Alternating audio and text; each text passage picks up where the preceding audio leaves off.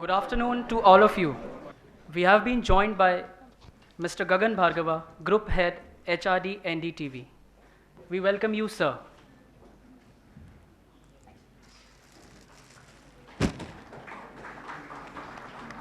Thank you, Pooja. We'll now start off with the panel discussion on adaptation of free rein, managing expectations of young business leaders. May I call upon Dr. Colonel P.S. James to moderate this session. Over to you, sir. Thank you very much. Good afternoon, everyone. I will first introduce the panel members. Right, on to my left is Mr. Gagan Bhargava. Of course, you all know that he is an alumni of TAPMI. As an Infosys technology man, and later now doing the group head of the HRD at NDTV. I don't think any of you require any introduction about NDTV, because otherwise I would have indulged some time on the group. But he's been individually as a recruitment and selection, compensation and benefit, merger and acquisition. He's looked at the employee mobility and has been in the international HRM, served for several years in Europe earlier, and also looked after the change management before getting on to this particular job of the NDTV, very challenging job. Incidentally, he's been Infosys Award for Excellence in 2000, 2002 and 2005, 3 times. That's a great record, of course. And I really won't spend much time on the welcome Mr. Gagan back home and into this panel discussion. On to my right immediately is Mr. Vishnu. He is from Myntra. Okay, Myntra.com is among the top e-commerce companies in India today and is scaling up rapidly. Myntra is started as a group by some people from IIT and IIM and is funded by some of the top venture capitalists from all over. He has had a checkered career, started with Oracle, then worked with Microsoft, then been in Yahoo. Okay, then he was with a lead recruiter with Citrix, and then as a staffing leader the VMware, and then now head of the talent acquisition at Myntra. We have Professor Animesh Bahadur. You all know that he is one of our faculty members, and we would be actually going through with the discussion on this for a couple of minutes, but I will give you a couple of thought process before I start. We're going to talk on synergy. Now this is the topic which we're really going to talk about it, adaptation or free rein, okay, managing expectation of young business leaders like you. And the proposition is that the young business leaders of today, they are very enthusiastic, action oriented, they seek challenge to accepted norms, and they are ready to go. So many are star performers and they get astonishing results, but in their own way. Now contrary to this, there are another group of people who are willing to adapt and get fit, get adjusted in the organization and get going. So there are two kind of people. The guys who are what we call the fast trackers, or the A-star people, as I sometimes call in my classes when I do the change management and strategic HR, and the other people who want to be with the organization and get moving. Can they coexist? How can organization accommodate these two? Right. Okay. Now this is the proposition. Now I want to give you some of the thought process so that you can actually question the panel. The first thought is there is enormous number of managers who have retired on the job. That's what Peter Drucker tells us. And my second thought process is, Jack Fell says, I'm like a gardener who is watering 750 top people. You don't have to be perfect, but you have to be willing. Willing to lead, willing to challenge, willing to be responsible, and willing to be the manager. That is the Jack Welch proposition. And the third is, of course, from Larry. He says, nothing we do is more important than hiring and developing people. At the end of the day, you bet on your people and not on your strategy. So this is the framework that we have in mind. With this short introduction, I will now request Gagan to start the discussion, and then we go in this form. We'll go to Thank you, Professor. I think I better use the mic before I lose my voice. Thank you for having me back here. It feels rather weird to sit on this side of the table, especially in TAPMI, because the 2 years spent here, I think were the most memorable of my life. Even now, some really, really fond memories, and of course, happy to see a batchmate or sort of a junior of mine now, a professor here, so it makes me feel old as well. How did that happen so quickly? But I mean, I guess apart from having lost a lot of hair from then till now, lots of things have changed. And it's so wonderful to see such a large gathering. In 1997, there were only about 50 of us in the batch, and I'm told the number's 4 times that now, I guess. So I think TAPMI has taken great strides, and it's wonderful to be back.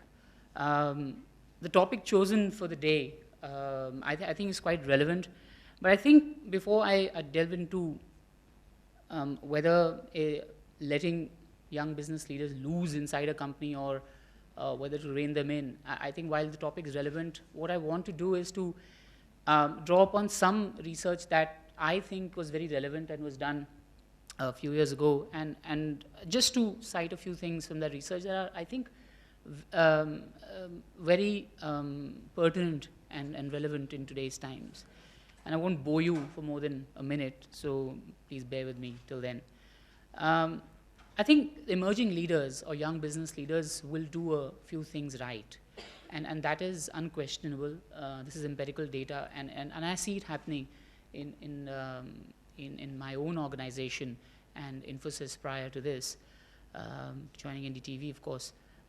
First thing, of course, is that these people will drive, or you actually, I should say, will drive cross-sector convergence. More and more we see that people are moving across sectors from profit to not-for-profit and vice versa, from education to for-profit organizations, from ground-up organizations, from being entrepreneurs to working in large organizations. So there is a lot of convergence that is happening. You didn't find that 20 years ago. People were lifers at companies. They were either, they had a bent of mind which was quite set. Either they wanted to make money or they didn't. But that's changing, and we see it changing every year, year on year. So that is something that will be here to stay. That's one. Second, of course, is, and it's a no-brainer, that all of you will readily embrace globalization. So you're not convinced, or you're not entirely sure whether you'd like to spend your entire life working in a particular country. Yes, I mean, I know there's the concept of Jan Bhumi and Karm Bhumi, but you're kind of making up your mind whether you'd like to do that in India or anywhere else. And it's a flat world. And therefore, and we're ideally placed, in fact, you're ideally placed to take advantage of that, and you will. So that is something that young leaders will do. The third thing, of course, is they will broaden the definition of diversity. Diversity, of course, meant gender diversity a few years ago, but then diversity is also in terms of race, caste, creed, color, religion, sexual orientation. The term diversity has taken a completely different meaning altogether, and young leaders will be mindful of that, and they will bring that diversity with them. The fourth thing, they will prioritize sustainability. Now, as sustainability, we're all very aware individuals. We know it's not enough to build great businesses, but it is now required that we build sustainable businesses. And by sustainability, I don't mean making profits year on year, but what is our impact on the environment? How do we interact with the environment, and what comes out of it? So if you look at, say, for example, the advertisement for a brand new hotel in Chennai, the ITC Grand Chola, it does say it has 10 specialty restaurants. It does say it has a large swimming pool and a sunbathing deck that you'd expect a large hotel to have. But right on top it says it's the world's largest LEED Platinum certified building. So businesses realize that that's something that's very important. Then they will integrate technology. All of you are extremely comfortable with technology. I was telling your colleague in the car that you're comfortable in handling various devices and gadgets. Well, we were here in '97. We didn't have internet. There was P-mail. I don't know if you ever know this concept called P-mail. It was there, and none of us had any mobile device at all. So it was a miracle then for somebody to carry a mobile phone. But that's so easily accessible to everyone, and you're using your your intellect, your energy and enthusiasm to help technology converge and give out new ideas. And finally, of course, young leaders will also develop new ways of learning. This is a classroom-based learning, but this is not the only way. Every day you go out and do something new in a business setup or in a team setup, you learn. And I think there is now a lot of awareness of what you are picking up every day. I think some of us, and I include myself in it, and I'll be brutally honest, some of us at times sleepwalk through some of the courses that we were taught. So why sleepwalk? Because there was just no interest.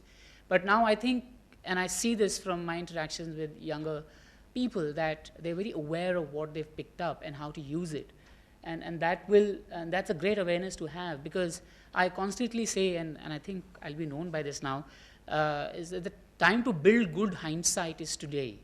So if you don't want to go back and think 20 years from now what you could have done, then you start changing that right now.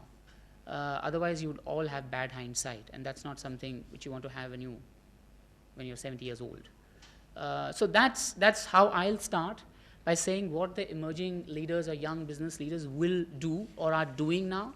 And then perhaps as we go into the discussion, discuss what are the various ways and means of managing people who are high on intellect, high on performance, and how and what organizations do these days to manage this subculture within their larger whole.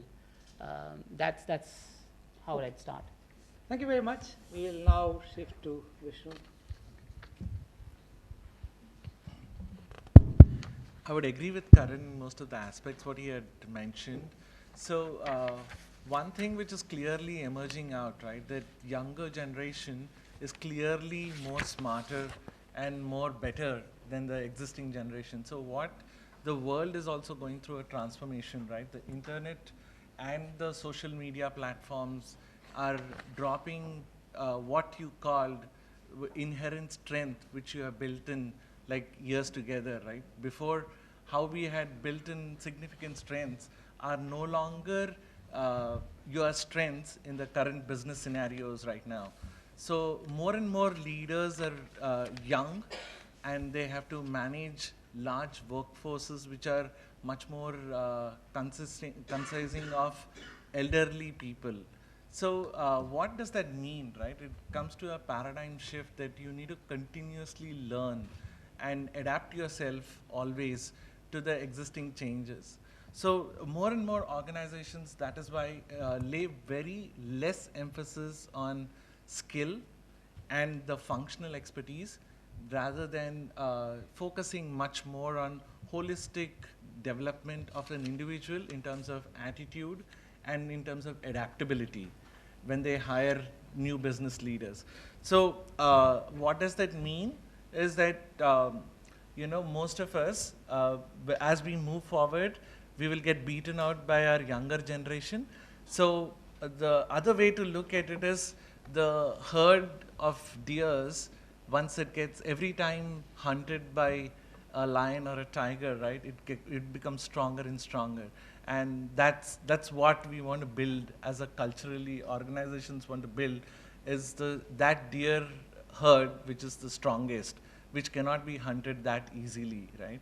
And that would require a lot of passion, a lot of energy, a lot of drive within people. And we need to continuously learn to latest developments in terms of what is happening in the society. So I would like to leave at that thought and then come back to it, probably discuss much more in depth. Yeah, can I now request Professor Animesh to give his views on this particular talk? Taking cue from the other two panelists, I'll just like to step a little backward. We all agree that this is a smarter generation, it's better than Generation X, and many of the, let us say, typesets and mindsets are already there. But what does it imply in terms of leadership? I often point out this is a generation whose even grandparents were professionals, and they have never been a part of storytelling. They have never imbibed the view of value of working together or maybe having a thought process which relates to community or family. You are born into a professional setup. You have certain stereotypes about everything. You grow up and you go to perhaps an engineering college where you get another set of stereotypes. Then you come to the workplace where all your baggage is coming with you. And of course, there is the net revolution, which has its own sociological impact, which is that you are more comfortable in the virtual world than in the real world. And now, suddenly dawns the reality that I have to manage people and work with people. Okay, and they are not on chat, they are face to face. So, I am a whiz kid with computers. I am a whiz kid when it comes to playing computer games. I am a whiz kid when it comes to solving very, very complex problems. But then, am I a whiz kid according to the structural context or the organizational structure? Which again, because of the competition all over the world, the demand is that I have to be in a collaborative system. I've never learned it. I've never been a part of collaborative system because my merit system had always emphasized, even if you have a group project, you will be rated individually. So, okay, I want the free reign, but okay, what does the organization say? Let me be reined in. Let me be reined in, let me be a good team worker. So a whole new circle starts. I have been trained, I have the perception, I know everything, I know how to be a good professional, now I have to start afresh, and as my co-panelist was pointing out, rather than my domain, what is more important is, do I have the behavioral dimensions with me or not? It's a very big, what should I say, epiphanic, it's cathartic, and it's very difficult.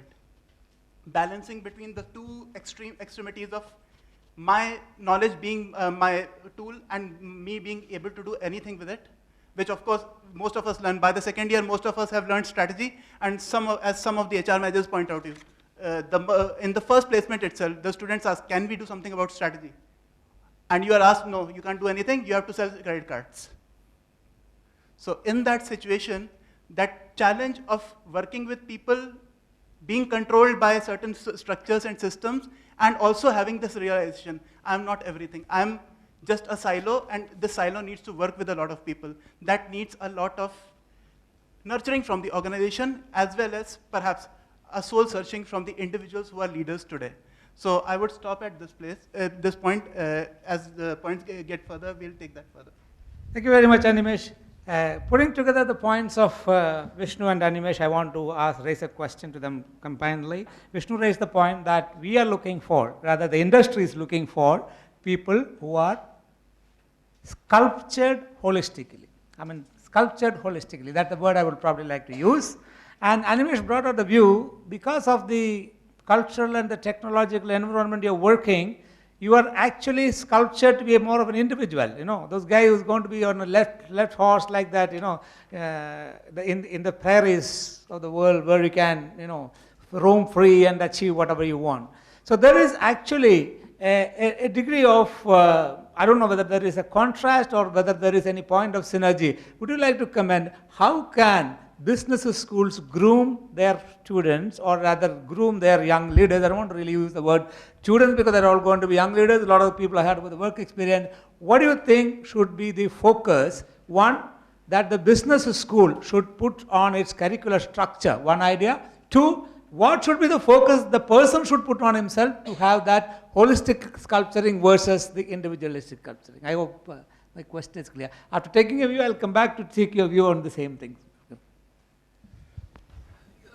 One of the points what Professor has raised, right? So in terms of collaboration, right, from a team perspective, what you can get inherently built in. So recently we did a team management workshop, and there was a team who had done excellent, far better than any other team.